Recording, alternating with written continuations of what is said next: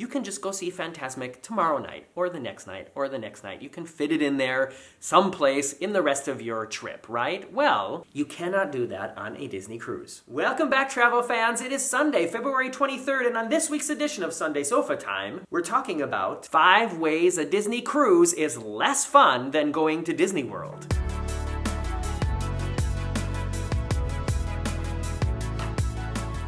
Before I say anything else, let me just tell you about my merchandise again, please. Please give me this moment. Check out my new towels and t-shirts over at teespring.com/store/very-unofficial-travel-guides, or follow the link in the description below. And remember, it's not just buying a towel or a t-shirt, it's also helping me and supporting the Very Unofficial Travel Guides. Also, my birthday's coming up in April, so it could also be like an early birthday present for me. For those of you who are new here, it is, it's the end of February, and in the beginning of January, we did 2 cruises, one right after the other, and the second one was our very first cruise on the Disney Dream, going to Nassau and Castaway Cay, Disney's private island. And we are big Disney fans, big Disney World fans. We have done several stays at Disney World for 5, 7, 10 nights there, and we know what we like about Disney, and we know what we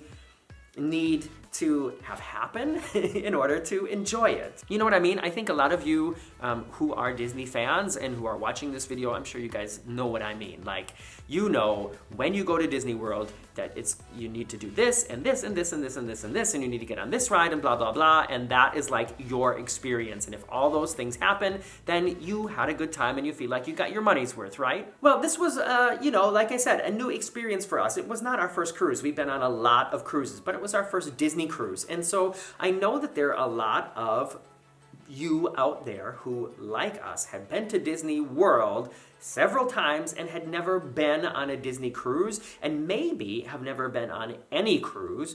And I thought that I would, go through some of the things that occurred to me while on the cruise, and while we went to Disney for a couple days after the cruise as well, because why not? And so I came up with these 5 things that are, if you are a huge fan of Disney World, kind of, in comparison, less fun, or perhaps less magical. And the first thing I want to mention is maybe kind of obvious, and that is there is just a lot less to do.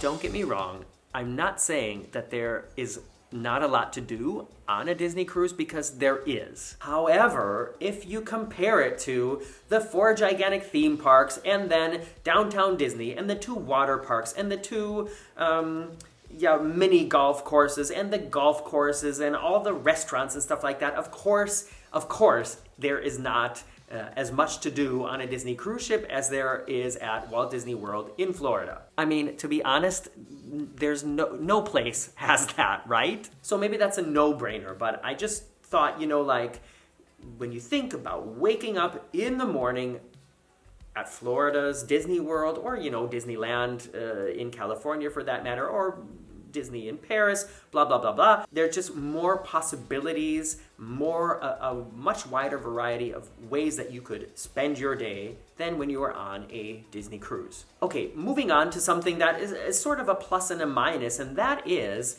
the character greetings.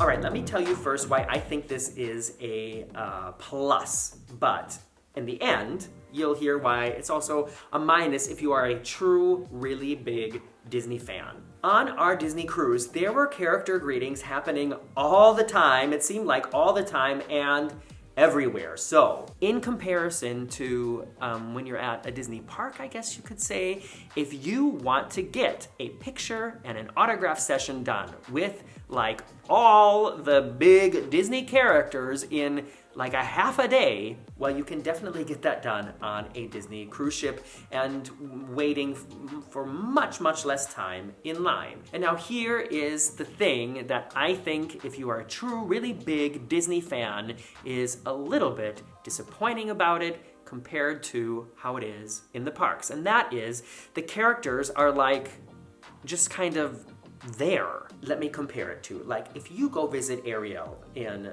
Fantasyland, or if you go visit Mickey on Main Street, the whole area around them is part of like a story. It's part of a theme. And so even when you're waiting in line, you feel like, you know, you're in this magical environment.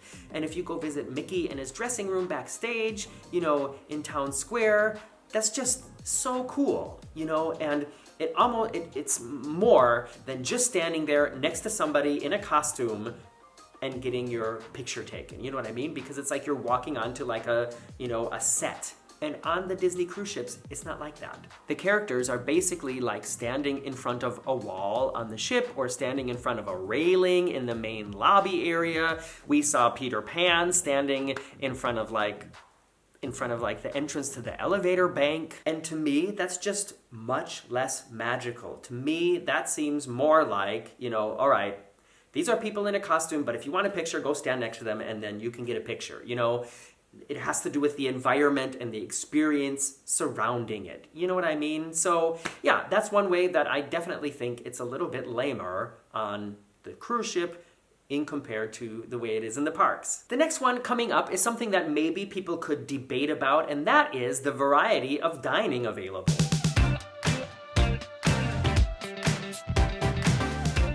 If we narrow this down to Disney World in Florida, there are how many restaurants in Disney World? Like, if you count all the restaurants in the parks, or maybe, you know, just take even the restaurants in Epcot.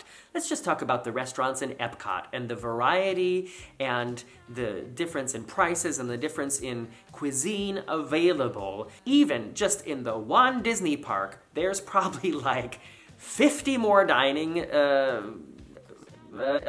venues than there is on the Disney cruise ships, even on, you know, one of the bigger Disney cruise ships, and we were on the Disney Dream. And I have to tell you also something else before I continue talking about this subject, and that is, compared to other cruise ships, there also are less dining venues on the Disney Dream. And on all the Disney cruise ships, for that matter. Like if you cruise on the Royal Caribbean Harmony of the Seas, or Anthem of the Seas, or the Norwegian Getaway, or Breakaway, like a wider variety of dining venues on those ships compared to the Disney cruise ships. The quality of all the restaurants on the Disney Dream were fantastic, but there's, well, how many are there? As far as like places where you can go and sit down and be served by a waiter, 1, 2, 3, the buffet counts as like a half because they do table service at night. 4, 5 and a half restaurants on the whole cruise ship. And so, yeah, I mean, that's much less. And you know, like I was saying in the beginning, how, you know, when you go to Disney, there's like these things that you want to do and have to do, and that is like what your Disney experience is. And it might involve going to Chefs de France. It might involve going to the German, you know, beer house buffet. It might involve going to the sushi restaurant in Japan, in Epcot. It might involve going to Citricos in the Grand Floridian. And on the Disney cruise ships, it's just a much smaller pool of options to choose from. And here's also something that I thought was really interesting. Wow, I'm kind of going off on this food tangent here, aren't I? The menus in the different restaurants on the Disney Dream, and I'm talking about the Enchanted Garden, the Royal Table or Royal Palace, and the Animator's Palette, they haven't changed for years. The reason I know this is because at our table in the main dining rooms in the evenings, there was a couple who have only done Disney cruises. They've never cruised on any other line. They've been cruising Disney for years now, and they didn't even like need to look at the menu because it has been the same for years. So to me, that is also like, you know, that minimizes the variety even more, because not only are there very few restaurants to choose from, but like, it's not even like, okay, well, we haven't been on this ship in a while, so we'll go to that restaurant and, you know, try some of the new things on the menu. It's not gonna happen. There is nothing new on the menu, which I think is odd. Don't you guys think that's odd? Why do they do that? And I just thought of something else that is involved with the, it's connected to the dining experience on the ships compared to the parks. You know, maybe I should have just made this a whole extra video. And that is, in the parks, you might sit next to people who are from, some other country or something, and, you're at this restaurant for the first time, they're at this restaurant for the first time, you hear them talking about something, or maybe they're going to ask you for advice about something, like how did you get in a boarding group for Rise of the Resistance, something like that, and you get into a conversation and you meet people like that. Also, your servers, they might be from Florida, they might not be from Florida. They might be cast members who have worked for the Disney parks for like 30 years, and that's fascinating when when you meet people like that, and there's so many opportunities to meet other people and hear about their Disney experiences and hear about where they're from and stuff like that. Well, with the rotational dining system on the Disney cruise ships, you sit down at a table on the first night, and all those people are going to be the people you're having dinner with every night. And the people who serve you, the waiter or waitress, an assistant waiter or waitress, or server and assistant servers, it's the same people every night. You won't meet any new people if you stay on the plan the way Disney has it, because it's the same people every night. Of course, that could have advantages to it as well. I'm not saying that it's necessarily bad, but when you compare that to the way it works in Disney World, it's definitely different, and I prefer Disney World over the cruise ship. Ooh, that was a long one. I've got 2 more things coming up, and these are things, one of them is kind of obvious, and one of them is definitely not obvious, and it's something that I just thought about today, actually. But before I get to that, please forgive me for putting a little YouTube commercial break right here. Did you get a commercial? If you did, write what it was about in the comments below, because I find that interesting. All right, here's one that is, of course, very obvious when you think about it, and that is, of course, there are no rides on a Disney cruise.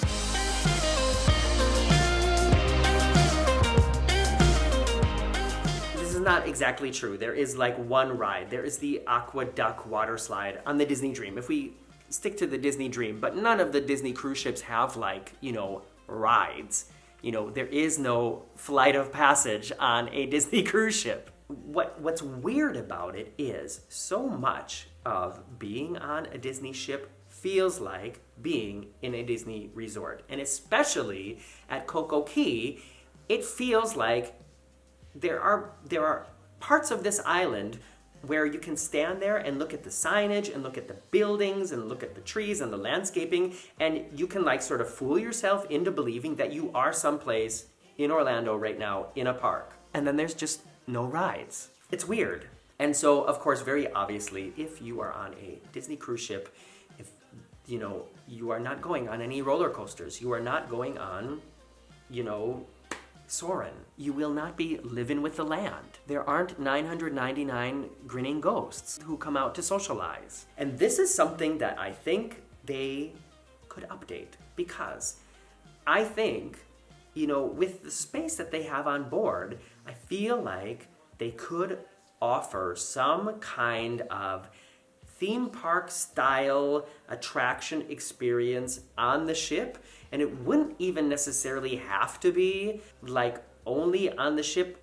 Here's an example. Why can't Muppet Vision 3D be shown on the ship? Why can't they do Honey, I Shrunk the Audience on the ship? You know what I mean? They have a movie theater. It just has to be, sort of fitted to that, with the technology, which is definitely possible on a ship. And, if you want to explain why the Muppets are all of a sudden in the theater, or why it's all of a sudden, that laboratory, then it's, they're there as a special guest, I think that makes just as much sense as the fact that Peter Pan is standing in front of the frickin' elevators to take pictures. You know what I mean? So I wonder why they don't do that, or, create some kind of extra experience that is just as cool as Soarin' maybe, but only on the ships, which would make it, which would give it another, even bigger reason to visit. All right, let me get to my final thing, and that is this thing that I thought about,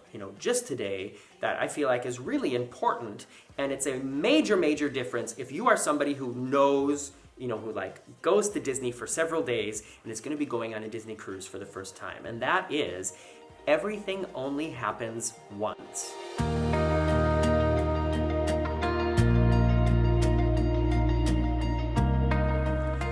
obviously have to explain what I mean by this. And the easy way to do it is to start talking about what it's like when you're in the parks. So let's say it's your first day and you plan to start the day in Magic Kingdom, and you have a fast pass for Space Mountain and Splash Mountain and Peter Pan. That's probably not going to happen, but you know what I mean. And then you're going to park hop over to Hollywood Studios, and you want to do standby for Toy Story Mania and Slinky Dog, and then you want to end the night with Fantasmic.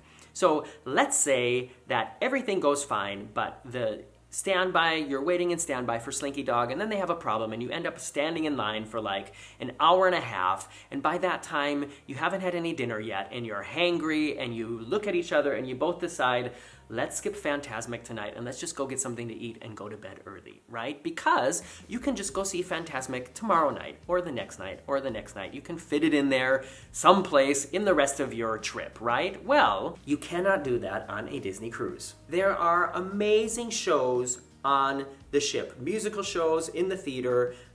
There are shows up on the deck like Pirate Night, and they also have a really cool fireworks show on the top deck of the ship. On our cruise, it was attached to like the firework or the Pirate Night. But you know what? It only happens once. So if your kids have a breakdown and you need to put them in a timeout or put them to bed early on Pirate Night, then you missed Pirate Night. It's not happening again. If you somehow read the schedule wrong and you go up to the deck an hour late to see the fireworks, well then you're not going to see any fireworks because it only happens once. You know what I mean? It's like you are with the plan of what you're going to do when. If you want to see everything, you are much less flexible as far as the activities go. And like Coco Key,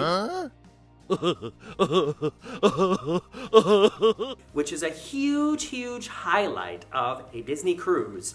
A lot of Disney cruises don't even stop there because of weather reasons. So imagine going to Disney in Florida and then like having one whole day where you have to hang out in the resort and not go to a park because the weather's so bad that like the Magic Kingdom is closed. And I know that happens in hurricane season, but it happens, more often on a Disney cruise. So those are my reasons. What do you guys think about that? Agree, disagree, have any other reasons? And I know, it's kind of nitpicking, but just for people who are like really into the Disney World multi-day vacation experience, these are things that when you're on a Disney cruise, you just need to be prepared for and ready for, right? And now comes the time on Sunday Sofa Time where I comment on your comments live on air.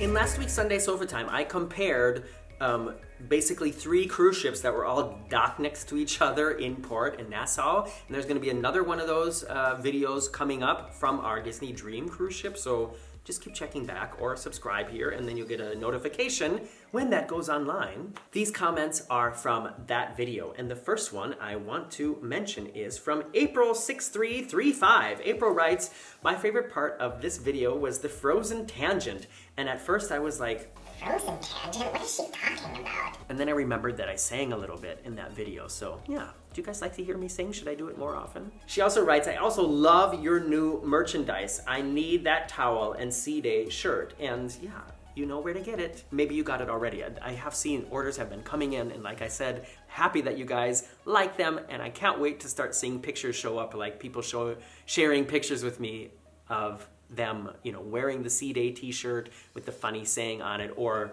putting the towels on the chairs to reserve them early in the morning. Next comment is from Bob and Donna. Bob and Donna write, "Morgan, we are loyal Carnival cruisers, and I want to commend you on your objectivity. Your reviews have been right on, and quite frankly, I was thinking you would be very biased for NCL and Royal, which are both great lines." They write, and I agree. "In our opinion, the pinnacle of Carnival ship is the Dream class, which is the Carnival Dream, Carnival Magic, and Carnival Breeze. They are big enough to have most everything without feeling crowded." Sounds good. We are going on our third cruise on the Magic in January. I would love to have your take on this class of ships. Well, you know what? I would love to cruise on them as well. And I've never been so sure after a first cruise on a line that I was a little unsure about that I was going to definitely cruise with them again. You know, like MSC, we've tried them twice now, and I'm still like, don't know if I really need to cruise with MSC again. To tell you the truth, I don't know if I really need to cruise with Disney again either, but I will definitely cruise with Carnival again. Final comment is from Linda Nor, or Linda Nori. In the mid-'80s, on our own, our Song of America Sea Pass card got us on to explore the Carnival ship docked next to us. It made us appreciate Royal Caribbean. Yeah, that is one thing that I talked about in that video last week, is that I wish it was possible or easier when you're in port to tour one of the other ships that are there. I don't know why.